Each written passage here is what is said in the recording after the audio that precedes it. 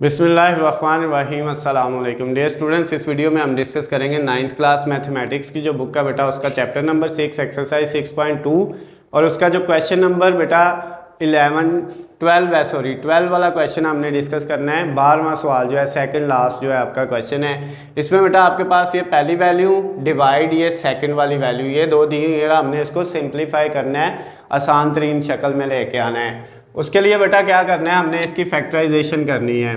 तो कैसे फैक्टर बनाएंगे बेटा, यहाँ पे देखें आपके पास ये जो वैल्यू लिखी हुई है, अगर तो बेटा ये सिर्फ y का स्क्वायर होता है, इसके साथ 2 ना होता, तो फिर तो इसका वही फैक्टराइजेशन का मेथड है जो हम पहले करते आए हैं। लेकिन अब y स्क्वायर के साथ 2 आ गया, तो इस केस में आपने क्या करना है, ये जो y स्क्वायर के साथ वैल्यू है इसको लास्ट वाली वैल्यू से पहले मल्टीप्लाई कर लेना है। 2 मल्टीप्लाई -4, जब इस 2 को -4 से मल्टीप्लाई करेंगे तो बेटा ये -8 आ जाएगा।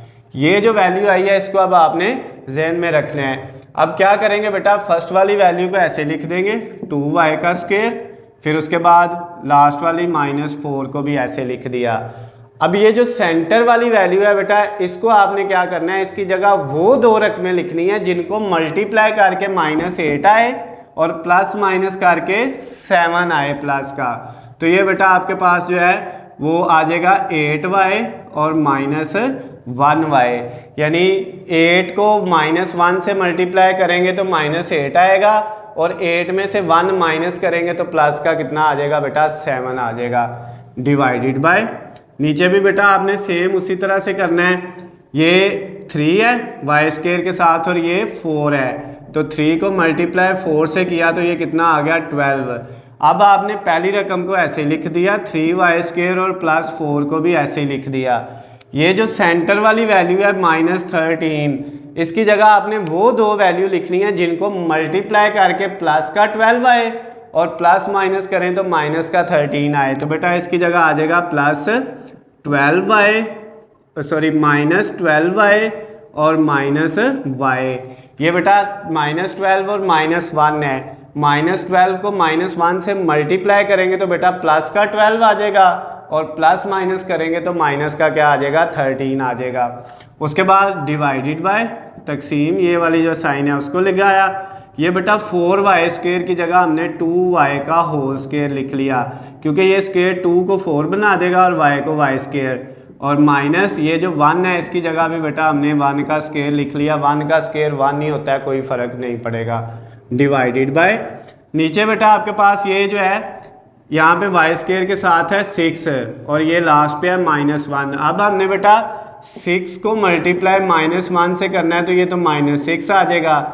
अब बेटा पहली वैल्यू वैसे लिखी 6y का स्क्वायर और लास्ट वाली वैल्यू -1 भी ऐसे लिखी। जो सेंटर वाली वैल्यू है 1y, इसमें है +1, ये बेटा इसकी जगह आपने वो दो रकमें लिखनी है जिनको मल्टीप्लाई करके -6 आए और प्लस माइनस करके प्लस का 1 आए। तो ये बेटा हमने क्या लिखा, +3y और -2y। जब बेटा आप 3 को -2 से मल्टीप्लाई करेंगे तो माइनस का 6 आएगा, लेकिन इनको अगर हम प्लस माइनस करें 3y में से 2y माइनस करें तो बेटा कितना आता है, प्लस का 1y आता है। उसके बाद नेक्स्ट स्टेप में बेटा क्या होगा, अब यहाँ पे ये देखें आपके पास जो नेक्स्ट स्टेप है, इसमें पहली जो दो वैल्यू हैं ऊपर उनमें से क्या कॉमन आ रहा है, 2 भी दोनों में कॉमन आ रहा है और y भी कॉमन आ रहा है, तो 2y हमने कॉमन लिया।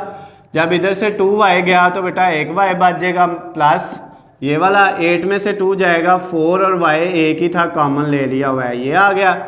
इन दोनों में से बेटा सिर्फ -1 कॉमन लेना है, -1 कॉमन लेंगे तो ये दोनों के साइन चेंज हो जाएंगे, तो ये -y -4 की बजाय 4 + y + 4 हो जाएगा बेटा, डिवाइडेड बाय।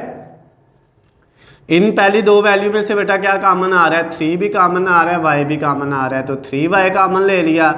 जब इधर से 3y गया तो 1y बच गया, -12 में से 3 गया तो बाकी बेटा 4 और y एक ही था वो कॉमन चला गया, ये आ गया। इन दोनों में से सिर्फ आपने -1 कॉमन लिया तो ये -y है तो प्लस हो गया और +4 है तो बेटा माइनस हो जाएगा, क्योंकि हमने माइनस कॉमन लिया हुआ है। उसके बाद डिवाइड, यहाँ पे बेटा ये दो रकमों का स्क्वायर है दोनों का, दरमियान में क्या है, माइनस। जब दो वैल्यूज़ का बेटा स्क्वायर हो और दरमियान में माइनस हो तो एक दफ़ा दोनों को प्लस में लिख देते हैं, और एक दफ़ा बेटा दोनों को माइनस में लिख देते हैं, पहली रकम प्लस दूसरी रकम और एक दफ़ा पहली रकम माइनस दूसरी रकम डिवाइडेड बाय, यहाँ पे बेटा पहली दोनों में से कॉमन आ रहा है 3b और y भी।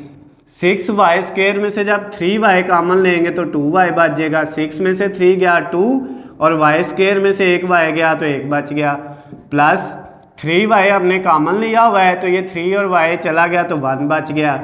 फिर इन दोनों में से बेटा हमने सिर्फ -1 कॉमन लेना है, -1 कॉमन लेंगे तो ये 2y माइनस का है ये भी प्लस का हो जाएगा और 1 जो है ये भी माइनस का है तो ये भी प्लस का हो जाएगा। तो आपने बेटा बस ये याद रखना होता है जब हम कॉमन ले रहे होते हैं तो इसकी जो वैल्यू बचती है और दूसरी जो बचती है हर क्वेश्चन में वो सेम होनी चाहिए, जैसे इसमें देखे दोनों सेम है, इसमें दोनों सेम है। नेक्स्ट स्टेप में बेटा क्या होगा, ये जो सेम है इनको हमने कॉमन है एक दफ़ा लिख लिया और ये बेटा जो वैसे वैल्यू बच गई है 2y और -1 इसको हमने एक दफ़ा लिख लिया डिवाइडेड बाय, नीचे बेटा इसमें x y-4 दोनों में कॉमन है इसको हमने एक दफ़ा लिख लिया और बाकी क्या बच गया 3y-1 उसको बेटा एक दफ़ा लिख लिया। उसके बाद ये जो है बेटा आपके पास डिवाइड, इस डिवाइड को बेटा आप मल्टीप्लाई में चेंज कर सकते हैं। अगर हम इसको पहले अभी डिवाइड में ही रहने देते हैं, ऊपर है आपके पास 2y+1 और साथ है 2y-1 डिवाइडेड बाय, ये बेटा आपके पास जो सेम है कॉमन है 2y+1 इसको एक लिख लिया और साथ ये 3y-1 आ जाएगा, ये बेटा आपके पास आ गया। अब नेक्स्ट स्टेप में क्या होगा, नेक्स्ट स्टेप में बेटा ये होगा आपके पास ये जो वैल्यू दी हुई है इनको हम अब डिवाइड के साइन को मल्टीप्लाई के साइन में चेंज करेंगे।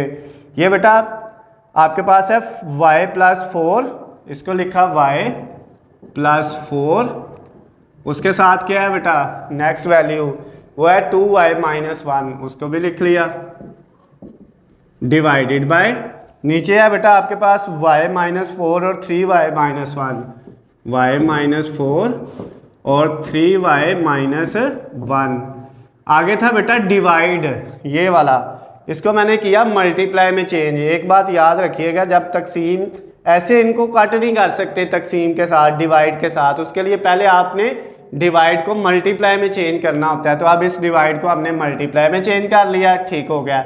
अब जब डिवाइड को मल्टीप्लाई में चेंज करते हैं तो डिवाइड के बाद वाली जो वैल्यू है पहले वाली वैसे ही रहेगी, हमने लिख ली हुई है। ये जो बाद वाली वैल्यू है बेटा इसका क्या होगा, इसका जो है वो नीचे वाली वैल्यू ऊपर आ जाएगी और ऊपर वाली वैल्यू नीचे उल्ट हो जाएगी, यानी ये 2y+1 और 3y-1 ये ऊपर चला जाएगा, 2y+1 और 3y-1 ये वाली वैल्यू जो है बेटा ये दोनों ऊपर चली गई और ये 2y+1 2y-1 ये दोनों क्या आ जाएंगी नीचे आ जाएंगी, 2y+1 और 2y-1 नीचे आ गया। क्लियर हो गया बेटा।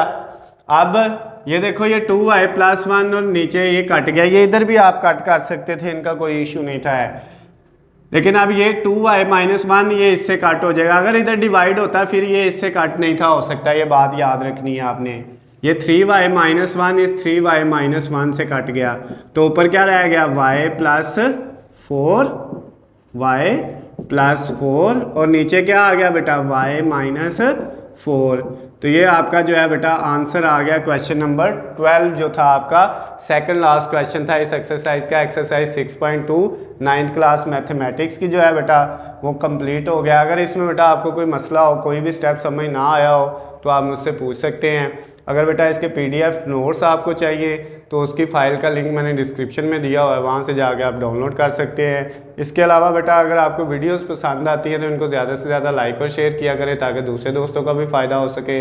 अल्लाह हाफिज़, खुश रहे।